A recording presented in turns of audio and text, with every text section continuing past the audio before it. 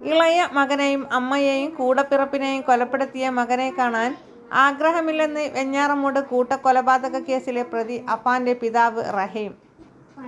അഫാന് യാതൊരു തരത്തിലുള്ള ബാധ്യതയില്ലെന്നും ഭാര്യ ഷെമിയുടെ പേരിലായിരുന്നു ബാധ്യതയുണ്ടായിരുന്നതെന്നും റഹീം മാതൃഭൂമി ന്യൂസിനോട് പറഞ്ഞു. എന്നാൽ ബാധ്യതകളെക്കുറിച്ച് തനിക്ക് അറിവില്ലെന്നാണ് റഹീം പറയുന്നത്.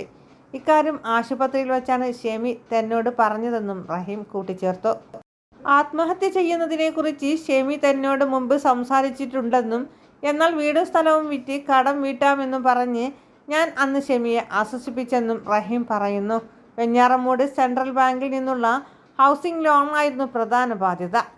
ഇവിടെ നിന്ന് 15 ലക്ഷം രൂപയുടെ ലോണാണ് എടുത്തിരുന്നത്. ഇത് 20 വർഷം കൊണ്ടാണ് അടച്ചു തീർക്കേണ്ടത്. എന്നാൽ ഞാൻ 5 വർഷം കൊണ്ട് അടച്ചു തീർക്കാൻ വേണ്ടി പണം കൃത്യമായി അയച്ചു കൊടുത്തു. എന്നാൽ അത് മുഴുവനായി അടച്ചിരുന്നില്ല. കുറച്ചു പൈസ ബാക്കിയുണ്ടായിരുന്നു. അതിൻ്റെ പലിശ കൂടി വന്ന് വലിയ ബാധ്യതയായി മാറി. പക്ഷേ ഇക്കാര്യം തനിക്ക് അറിവില്ലായിരുന്നു എന്നും ലോൺ അടച്ചു തീർന്നുവെന്നുമാണ് ഞാൻ കരുതിയത് എന്നും റഹീം പറഞ്ഞു. ഷെമി ബന്ധുവിൻ്റെ കയ്യിൽ നിന്നും പണം വാങ്ങിയിരുന്നു. സ്വർണം പണയം വെക്കുകയും ചെയ്തിരുന്നു. അതെല്ലാം തിരിച്ചു കൊടുക്കാനുണ്ടായിരുന്നു. ഇതൊന്നും തന്നോട് പറഞ്ഞിട്ടില്ല. തനിക്ക് ആത്മഹത്യ ചെയ്താലോ എന്ന് ഷെമി ഒരിക്കൽ ചോദിച്ചിട്ടുണ്ടായിരുന്നു. എന്തിനാണ് ആത്മഹത്യ ചെയ്യുന്നത് എന്നും വീടും സ്ഥലവും വിറ്റ് കടങ്ങൾ വീട്ടാമെന്നുമാണ് ഞാൻ ഷെമിയോട് പറഞ്ഞത്. തനിക്ക് ഗൾഫിൽ കുറച്ച് ബാധ്യതയുണ്ടായിരുന്നു. അത് തീർക്കാനുള്ള ശ്രമത്തിലായിരുന്നു.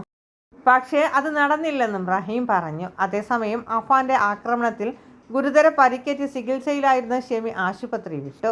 ഈയിടത്താണ് കൊലപാതകത്തെക്കുറിച്ച് ഷെമിയുടെ ബന്ധുക്കൾ പറഞ്ഞത്. ഇളയ മകൻ മരിച്ച കാര്യമാണ് ആദ്യം പറഞ്ഞത്. എന്നാൽ ഇക്കാര്യം ഇതുവരെ ഷെമി വിശ്വസിച്ചിട്ടില്ല. അതേസമയം ആശുപത്രി വിട്ട ഇവർ വീട്ടിലേക്കില്ലെന്ന് അറിയിച്ചിരുന്നു. തുടർന്ന് അഗതി മന്ദിരത്തിലേക്കാണ് ഇവർ പോയത്. കൂടുതൽ വാർത്തകൾക്കും വിശേഷങ്ങൾക്കുമായി നമ്മുടെ ചാനൽ സബ്സ്ക്രൈബ് ചെയ്യുക, ഫോളോ ചെയ്യുക.